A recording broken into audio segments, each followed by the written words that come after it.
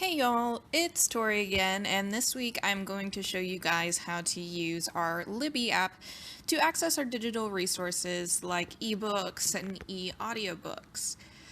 This is on an Android device. I'm going to try to figure out how to do one on an iPhone.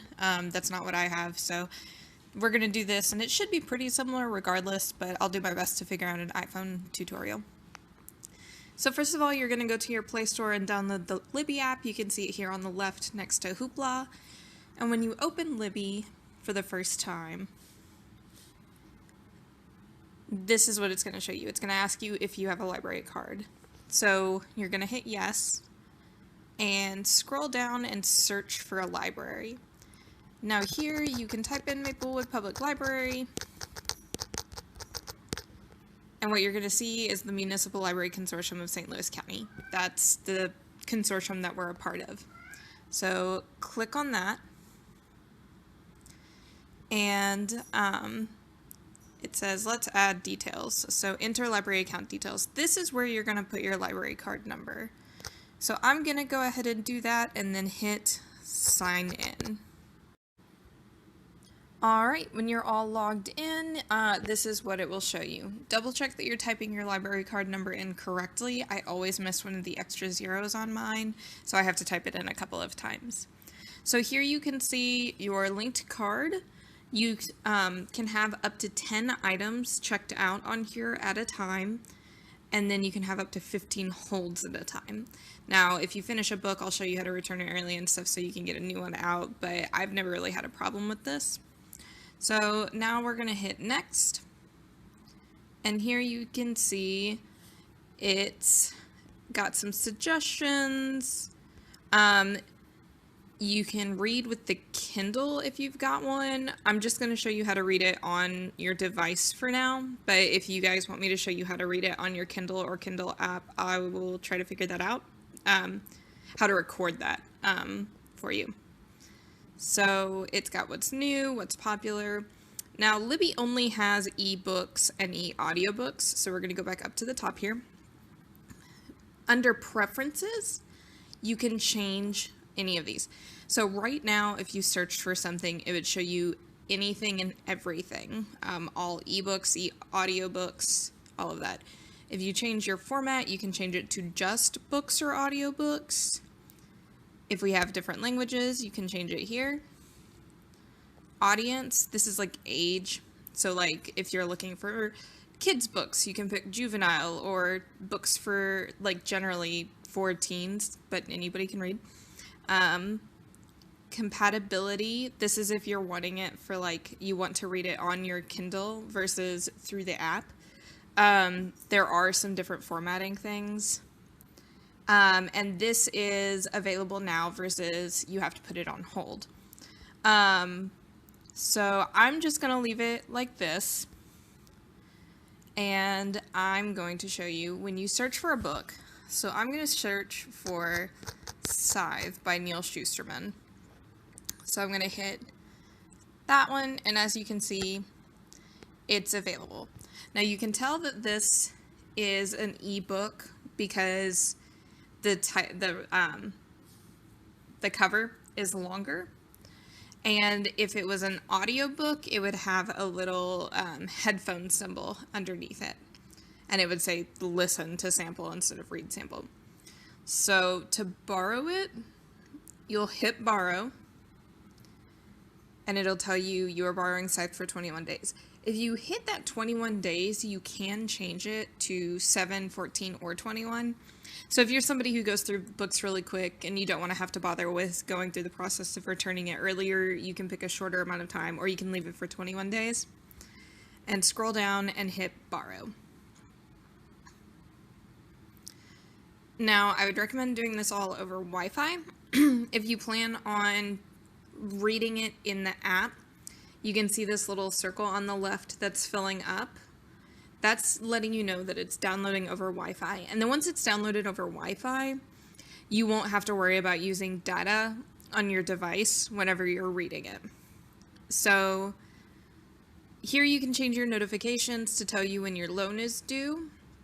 You can manage that here. You can disable it. I'm going to say not now. And then here you can open the book. I'm choosing Libby, this app, so I won't have to switch to another app or another device to read it. And it should save your preferences to always do this. You can change it in the settings.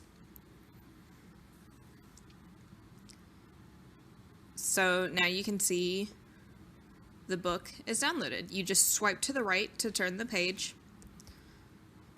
And here, if you just touch the middle of the screen once, it pulls this up again. And if you touch it just once in the middle of the screen, it goes away so you see the full screen.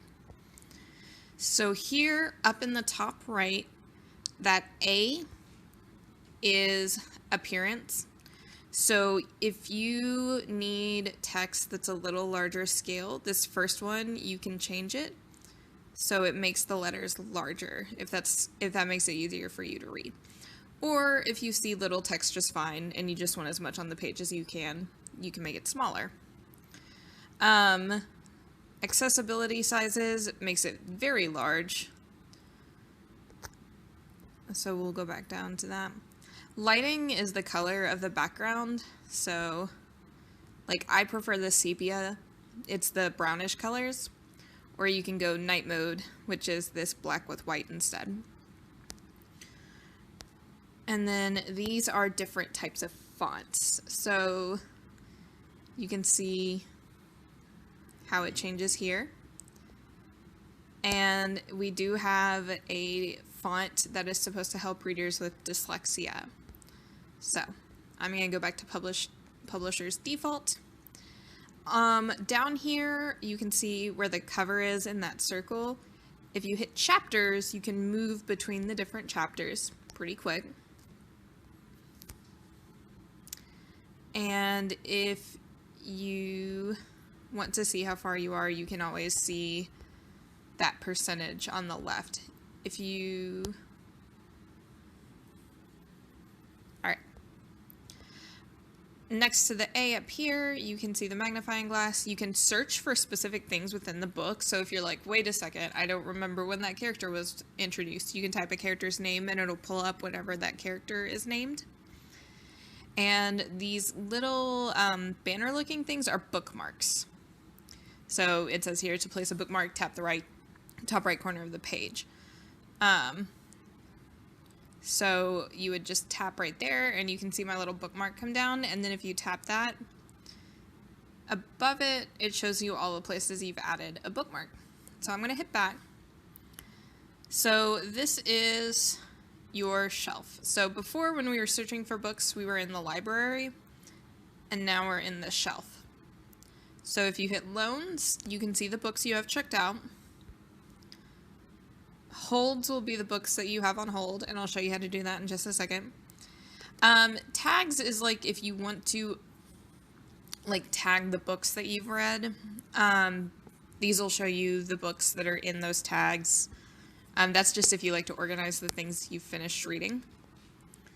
And I'm going to show you one last thing before I show you how to put something on hold. If you want to manage, if you finish a book or you decide the book just isn't for you, if you hear a slight banging in the background, it's my cat trying to get into a cabinet. If you finish the book early, or if you decide the book's not for you, hit manage loan and return early. It's going to ask you if you're sure, hit return. This is just nice because A, it frees up space on your digital shelf, and B, it gives it to the next person earlier if somebody's on hold for it. Otherwise, they have to wait the entire time for your hold on that, or for your loan on that item to automatically return. And that's something really nice about Libby, is that your items automatically return. You don't get late fees for Libby. You don't have to remember to return them. If you forget, the worst that happens is the next person waiting for it has to wait a few extra days. Otherwise, it returns automatically. And this is just something cute that Libby does. The little flowers where the title was, if you touch it, it throws up flowers for you and says thanks. So now we're going to go back to our shelf. And you can see down at the bottom that little circle with the girl reading in it. Oh, that's the little icon. You can change her skin tone if you want. That is where your book will show up whenever you're reading a book. And then you can just tap that and it'll take you right to it. So I'm going to show you how to place an item on hold. So we're going to hit library again to get all the way back to the front. And we're going to search for a different book. We're going to search for Harrow the Ninth, because I just finished Gideon the Ninth and I really want to read Harrow the Ninth. So as you can see, it's a new book, so there are some people already on hold for it.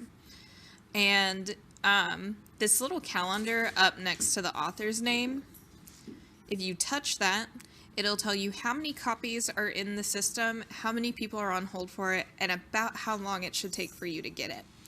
Now, this is why it's nice if you finish a book to return it earlier, because that 8 weeks could get a lot shorter if everybody finishes it early and then returns it. So here, we're going to say place a hold, and then hit that place hold button. Now here, you can read sample, suspend your hold, which you're basically changing, like if you don't suspend it, that's saying, I want this ASAP. If you do suspend it, it's like if you suspend a hold in our physical collection. This is just saying, hey, I don't want it immediately because I've got like 6 books right now, but start holding it for me in a week. But we're going to go, oh, it flashed. I'm not sure why it flashed, but we're going to go back.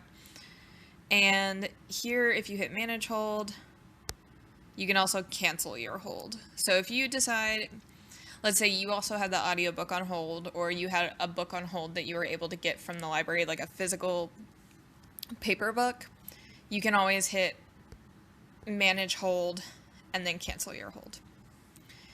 So if we go back to shelf, you can go to holds and see where it is. It'll tell you about how long you have left on it still. You can read a sample if you want. And that is the basics of Libby. I'm going to show you an audiobook really quick. Here's the audiobooks. So you can see what they look like. They've got these little headphones symbols underneath them, and they say audiobook, and they'll say play sample instead of like read sample. And these also just download straight into the app. You might be able to do this with a Kindle, I don't remember for sure. But once it's downloaded, and since I'm on Wi-Fi right now, I'll go ahead and show you. If you hit open audiobook, you can see the title come up in that little circle. And here you've got your different options. So just like with a regular book, you can switch between the chapters pretty easily by hitting that chapters button. You can skip ahead or behind for 15 seconds. And up here, this first symbol that looks like a little speedometer in a car, this is your playback speed. So I personally don't like how slow the normal audiobook speed is. So I listen to my audiobooks on double speed. That's obviously optional. And it will go slower. So if you have a little bit of a hard time understanding audiobooks, but you really like audiobooks for whatever reason, you can slow it down. This is a sleep timer, so if you're listening to it before bed and you want to make sure it doesn't go too far ahead of you, you can turn on your sleep timer. That was that little moon symbol next to the speedometer. And then it has bookmarks just like regular books do.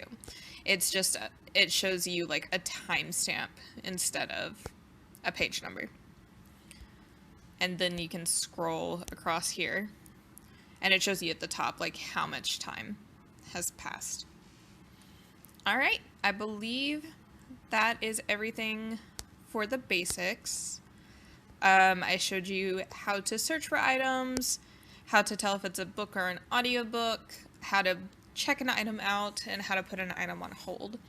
If you guys have any questions about Libby, please feel free to leave them in the comments or on our social media pages, and we can try to clarify, or I can make another video. I hope this was helpful. I hope you guys check out some ebooks and audiobooks to read while you're staying home and staying safe, or I'd like to do it while I'm doing chores or grocery shopping. So let us know what you're going to do while reading your ebook or audiobook, And if you have any questions, let us know. I hope you guys are staying safe, and hopefully we'll get to see you soon. Bye, y'all.